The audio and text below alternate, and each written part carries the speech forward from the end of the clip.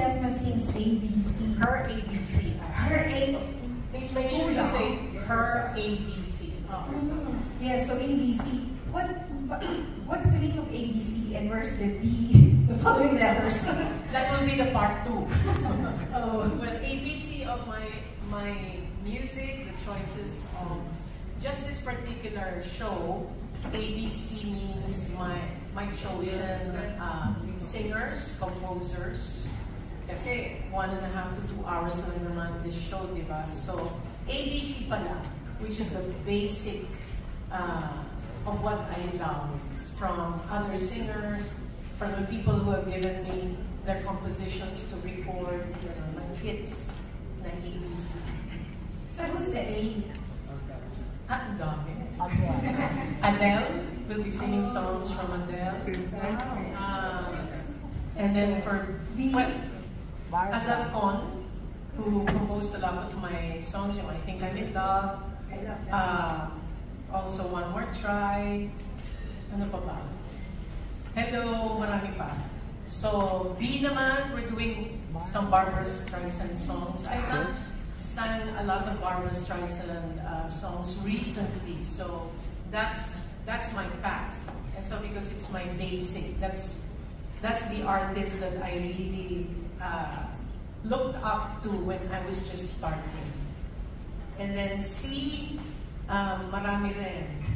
Cariseco, Kayap-Yap, marami pa. Secret na. Thank you, Len. Next.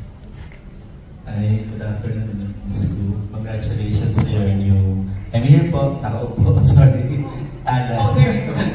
Yeah, tanong ko lang po, kumbaga sa dami ng concert ninyo, how do you compare po itong concert na to? Aside dun sa venue, because ang dami naman pong venue na pinagkantahan niyo na po. What do we expect para dito sa concert na gagawin ninyo dito sa Winford? As I said, we are also experimenting with other artists, no? So, for this show, ano muna, yung mga ABC muna na hindi pa rin namin nakakanta. Kala namin yung mga song na nagsisimula sa letter A, a long time ago, Bulaklak, gano'n. Inisip namin ano yung C, di ba? Pero hindi namin... Pwede rin yun. Pero what do we expect po yung mga song, sabi niyo, yung mga cover song ng mga even international artists po ba? Or syempre may mga expected na mga songs ninyo nakakantahin? Yes, of course, my hits. We'll find a way to make it ABC. Okay, thank you. Congratulations, everyone. Thank you. I'm Sue, Pilar Mateo. Tanong ko lang kung sino for you ang greatest singer mo? Sa halos lahat ng mga nakanta mo na yung mga kanta nila. That's not right. As a singer, no? Yes. And even if you ask those who really understand what singing is all about, and placement, also vocal tone. Kailangan yung tone kasi tama. I would really choose Whitney Houston.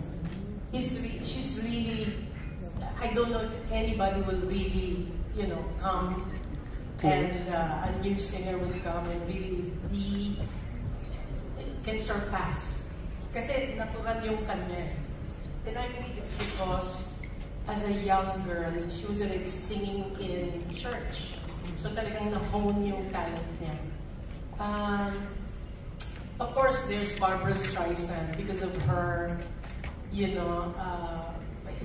Barbara naman, of course, her tone is different, it's very unique. At the same time, when she belts, she's not shouting, but it is what the dynamics that is necessary for his song. So actually, a good singer is not necessarily belt, in a way na masakit sa tenga. Dapat beautiful pa rin.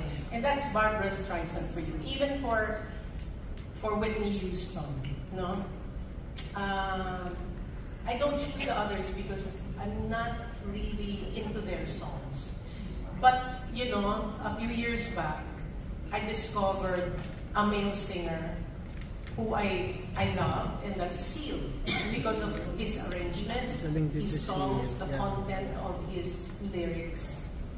So, I love Seal as well because hindi mapanggap yung kanyang way of singing. It's really uniquely his. Yeah. Sa mga new breed of singers natin ngayon, who would you like to collab if ever pwede kang makipag-collab? You mean our local Yes, singers? local singers. How long will it be here?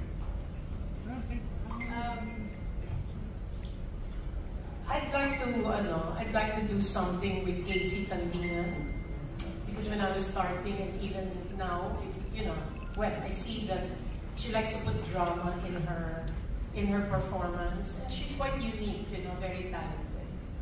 I'd like to see what we can do together.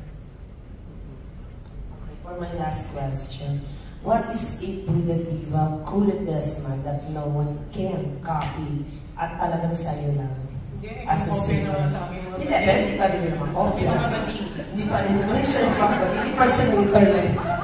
Pero talagang cool, as in cool, yung trademark na talaga na gano'n. What is with Cool Desma that they cannot get? You have to ask them. I believe that everybody's got a unique touch. Okay, nobody can really be exactly you. No, although Ariana Grande copies a lot of singers, and wow, she can really mimic them. But then again, when you really listen to the original, hindi pa rin. You know what I mean? So God created us uniquely and different from one another. Kasi regalo ng Diyos yun. So, mas maganda na hindi tayo nangongopya. So na talaga, meron bang pasabog ka sa concert? Usually, may mga surprise, mga ganyan. Meron, pero hindi yung anything na parang may nagawa kong immoral na sasabihin ako. Meron akong pasabog kasi may ginagawa pregnant. Talaga nagpa-concert ako at sinabi ko, I'm pregnant. Siyempre, na front page data ako. Well, hindi naman pasabog, but I'm bringing someone who is a surprise guest. Thank you very much and good luck. Story behind the production, paano kayo nabuo ang concert na ito? And bakit mo nasabi, dream come? First of all, matagal ko na po nakakatrabaho si Ma'am Ku and Malo, siguro mga tatlong dekada na yata yun. Pero po ang pinahawakan ko po yung stage under politik ko. So ngayon, for several concerts of Ma'am Ku, nandun ako as art director.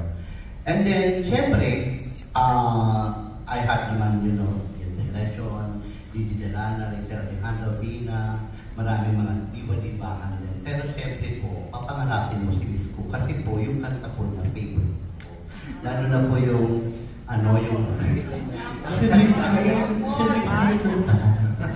more try. One more try, di ba? Alam natin lahat yan. And anyway, para magkaroon po kayo ng masabing issues na production, definitely dapat meron na po kayong Cool Desma. And a dream come true because pinayagan niya ako dahil hindi naman po ako ganun kalaki yung director. And at the same time,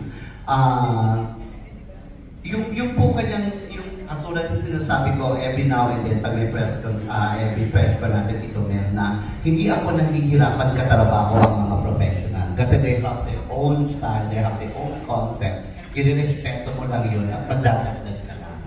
Then, syempre, susundan mo kung ano gusto niya. Pero bibigyan mo rin siya ng input, being the director. Yun nga po, pag-uusapan pa po namin. But I'm really sure, with Nathan Miranda, David Yap, and Mayrota Musika, Pilipinas, mag-e-enjoy po kayong lahat.